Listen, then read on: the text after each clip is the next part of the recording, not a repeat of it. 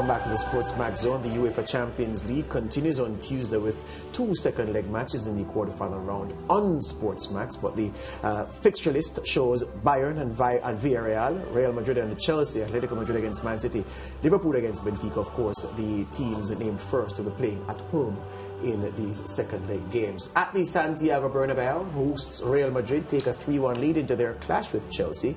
And speaking ahead of the match, the Chelsea manager, Thomas Tuchel, sounded a pessimistic tone. This is what he said.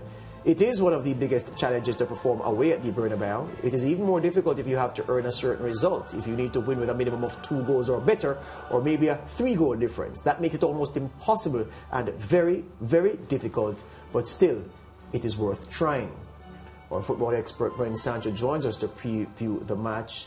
Brent, ever since the book was published, The Art of War, detailing what Sun Tzu, the great Chinese general, said about war, various tactics have been incorporated by various people heading into battle, heading into war, which is different. Battle is one segment in a war. But Thomas Tuchel seems to have adopted the mindset of trying to make the enemy relaxed. He's trying to play the mind games by saying, oh, we have no chance, oh, the tie is over. Ancelotti says, we don't buy that, we don't believe that. He's trying to let our guard down. What do you make of Mr. Tuchel's mental approach to a game his team have to win substantially to keep their Champions League hopes alive? It's one of my favorite books, actually, George, and I fully get what Thomas Tuchel is trying to do. But it is a question, really, of the fact that he got it very wrong in the first time.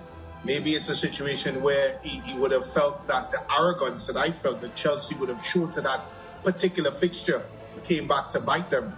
But you're correct. I think in every word that has been said, and also Kovacic as well made a similar type of remark. It's all over. And let's face it, I think when you look at Real Madrid, from players to management, I think they're seasoned campaigners, and they're not going to buy into that. There's one thing we should have spoken about last week, but of course there were so many things to talk about, we didn't get a chance. So I want to raise it today where that clash is concerned, Brent. And I wonder if I saw correctly, in especially that first half at Stamford Bridge, Real Madrid and Chelsea, I saw Ferland Mendy, the left back for Real Madrid, Brent, a few times in that first half, in a central striking position, where he was playing almost on the right. Benzema was to the left, and he was to the right. So it's almost as if certain attacks from Real Madrid, he was part of a front two from left back. Of course, obviously, that's not a position you would have expected your left back to pop up in. And to the extent that when they lost the ball, someone, of course, had to cover for him, and then he had to run across the field to get back to his position. So I'm wondering if that was tactical indiscipline from Mendy, or that was a tactical instruction from his manager that he was carrying out. I think it's a combination of instruction and, of course, the way the game would have unfolded. We mentioned a lot about both teams and how they would set up. And, of course, Chelsea set up in a 3-5-2. And I think that is where the challenge was for Chelsea. They were outmanned, outnumbered, outplayed, especially in the wide position. Vinny Jr., of course, was the recipient because of that. Of course, they were outmanned situation for Chelsea on that side. Hence the reason Mendy, as a free man, as they would say, had the keys to Stamford Bridge, and he was able to exploit that. And that's one of the questions that Thomas Tuchel has to answer. In the second half, of course, he went to a 4-back system. But at the end of the day, I think tactically, what does Thomas Tuchel do? Does he now go back to his 3-5-2 and, of course, maybe insert someone like Alonso? Or does he stick with the 4-back system that he utilized in the second half? And that's a bevy of questions, I think, that Thomas Tuchel would have to answer, of course, if they are to somehow turn this tie around. Brent, there are different ways of playing out of the press. And I remarked on commentary on Sunday as we did the Jamaica Premier League games. I was working with Dwight Jeremiah, one of our analysts, and I was saying to him that I saw Chelsea do something that most coaches at the top level tell their players not to do. And I remember Louis van Gaal being very dead set against this for Manchester United. He was saying he doesn't want to see his midfielders trying to play through the press of the opponent with a square pass. So he was saying because a square pass, you pick the opponent picks off the square pass and they have the free run through on your goal. But I saw Real Madrid, Brent, especially in the first half again, play the square pass, but I noticed that they adapted it, because usually the square pass, when it is played on the floor. They played it in the air, so you'd see Modric to Toni Kroos, or Kroos from one side switching the play. And I was saying the square pass is so dangerous, but it was almost a part of their strategy to be daring enough to do that. And I was wondering if it was again tactical instructions, or they just had to make do to play out of the Chelsea press. My good friend, I think you know the word called caliber of player. And it may not be present in the Jamaican Premier League or even Trinidad, all due respect to them, but you have to be of the highest caliber. Because even teams in the Premiership, La Liga, some teams would struggle to do that. But when you look at the caliber of players at Real Madrid, and you're spot on in what you're saying, because that's one of the main reasons why Real Madrid won that tie.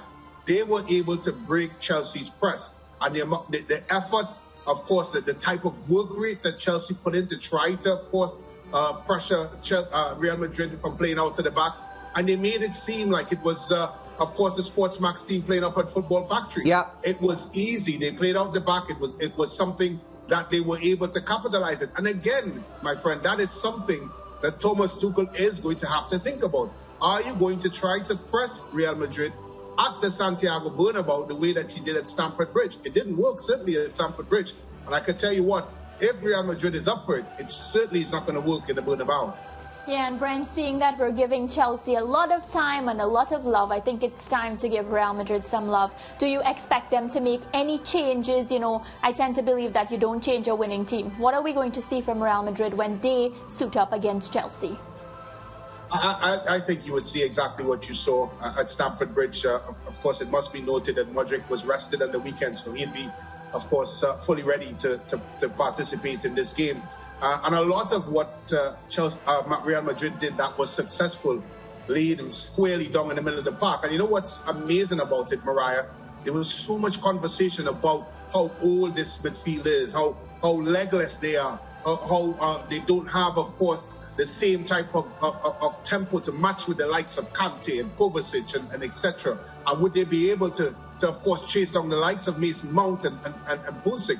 But they certainly showed us that because they have the ability, the capabilities, and of course, more importantly, the experience to play at that level, it's very hard to find a midfield trio that is as good as Real Madrid. So I don't see any changes, simply because what they have in the middle of the park is probably one of the best in world football. Yeah, before we go then, Brent, let's have a quick chat about the Villareal Bayern Munich game, because Bayern Munich find themselves in a spot of bother. They'll be at home. Their fans believe that they'll reverse the first leg result pretty easily. But will it be that straightforward? No, I don't think so at all, Lance. I actually think that Villareal is very much in their comfort zone. Their team very much in the Atletico Madrid mold, where they're very comfortable in sitting back, absorbing pressure. What I was impressed with is that moving forward, and when they do make do of the 38% possession that they had, they were very, very efficient in that. So I would suggest that they are comfortable. I must add, however, we have seen Bayern Munich be inconsistent, a word that we don't use when we express some of the good things that come out of Bayern Munich. So moving into that fixture, it will take one of the better performances from Bayern Munich, which they're very capable of doing, to win this tie. But I still believe it's going to be a very, very close game tomorrow. Hear you on that. Thank you very much, my friend. We'll talk in a few hours from now as we preview the games. We're hoping for more great football in Europe's premier club football competition. Have a good one, guys. Good. Break time. Back with more after this.